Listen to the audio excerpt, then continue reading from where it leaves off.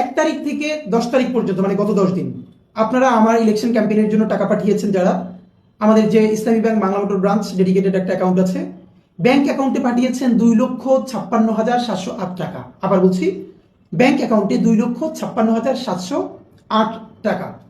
বিকাশে পাঠিয়েছেন গত 10 দিনে 2,50,456 টাকা। বিকাশে 2,50,456 টাকা। নগদে পাঠিয়েছেন গত 10 দিনে 47,801 টাকা।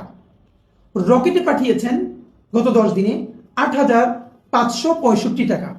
এর মানে গত 10 দিনে আপনারা আমাকে পাঠিয়েছেন বিভিন্ন অ্যাকাউন্টের মাধ্যমে 5,63,530 টাকা।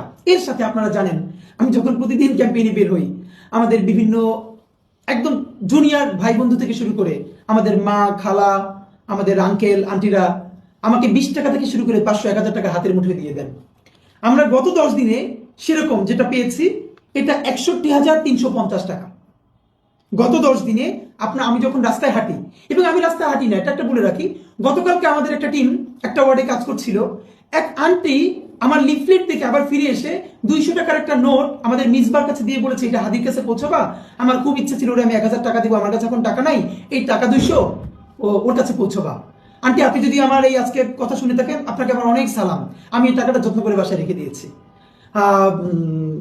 আমরা গোপীবাগে করবার দিন ছাত্র দলের এক ভাই 500 টাকা আমাদের টিমের কাছে দিয়েছেন যে প্লিজ এটা হাদিবের কাছে পৌঁছবেন, ভাই আপনি আমাদের সালাম জানবেন। মানে আমি নিজে থাকি না, আমাদের টিম যখন লিফলেট দেয় তাদের কাছেও 500, 150 এই টাকাটা মানুষ দেয়। তো এটা আমাদের জন্য অত্যন্ত আনন্দের। সুতরাং গত 10 দিনে ক্যাশ পেয়েছি। এবং আজকে আপনারা দেখেছেন যখন দুদকের সামনে আমরা ক্যাম্পেইন করছিলাম, 50, 100, 200 টাকা তো অনেকে হাতে মুঠে দিয়ে যাচ্ছিলেন, মানে এমন ভাবে হ্যান্ডশেক করে হাতের মধ্যে যখন চলে যায় তখন আমি না নিলে খুব কষ্ট পাই। এক ভাই 50,000 টাকা, মানে আমি বুঝিও নাই, আমার পকেটের মধ্যে রেখে উনি চলে গেছেন।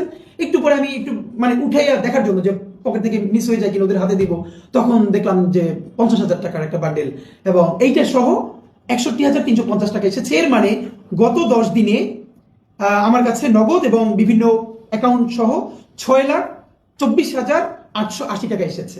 সম্ভবত তারেক রহমান সাহেব বলেছেন যে আপনারা প্রতীক দেখে ভোট দিবেন। আপনাদেরকে বিনীত অনুরোধ করি, আপনারা শুধু প্রতীক দেখে নয়, আপনারা প্রধানত প্রার্থী দেখে ভোট দিবেন। প্রতীক নয়, প্রার্থী দেখে ভোট দিবেন। আপনার এলাকায় কারা নির্বাচন করছেন আপনি সবার প্রোফাইল নিয়ে একটু ঘাটুন। বিএনপির কে, জামাতের কে, এনসিপির কে, স্বতন্ত্রকে, সবার উপর একটু আধা ঘন্টা সময় দিন। দেখেন, একবার ভালো একটা মানুষকে ভোট দিবেন, 5টা বছর ভালো থাকবেন। আপনি ভালো থাকবেন, আপনার পরিবার ভালো থাকবে, আপনার এলাকা ভালো থাকবে, আপনার দেশটা ভালো থাকবে। আর আপনি যদি ভুল সিলেকশন করেন, আমরা কেউ ভালো থাকবো না।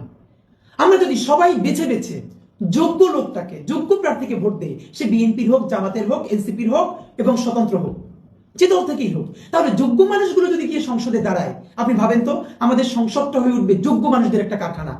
তুমুল ঝগড়া হবে, বিতর্ক হবে যোগ্য মানুষদের সাথে পলিসি নিয়ে। সেখানে কেউ যাত্রা করবে না, আর কেউ গান গাইবে না, জনগণের পয়সায় সংসদে নাটক করবে না, যাত্রাপালা করবে না।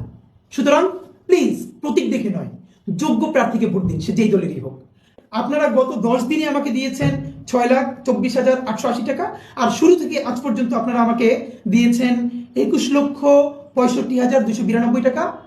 আজকে গতকালকে পর্যন্ত, আজকে থেকে আপনারা আমাকে যেই টাকাটা দিবেন 25 লক্ষ টাকা এক্সিড করবার পরে আমি এইটা আপনারা আমি বলবো না, ইনশাল্লাহ আমি যখন অ্যামাউন্ট ক্লোজ করবো ইলেকশনের আগে, তখন আপনাকে জানাবো আমার টোটাল কত টাকা এসেছে। সেই 25 লক্ষ টাকা আমি খরচ করে বাকি যে টাকাটা ইলেকশনের আগের দিন আমি টোটাল টাকাটা ইনকিলাব কালচারাল সেন্টারে ডোনেট করে সেই মানি রিসিপ্ট আপনাদেরকে দিব। অনেকগুলো কমেন্টের উত্তর দিতে পারলে ভালো লাগতো। অনেক সময় হয়ে গেছে, অনেকে বিরক্ত হয়ে যাবেন। আপনারা আমার জন্য অনেক অনেক দোয়া করবেন। ঢাকা 8-এ ইনশাল্লাহ আপনাদের সাথে দেখা হবে। বাংলাদেশ জিন্দাবাদ, ইনকিলাব জিন্দাবাদ, ইনসাফ জিন্দাবাদ। আসসালামু আলাইকুম।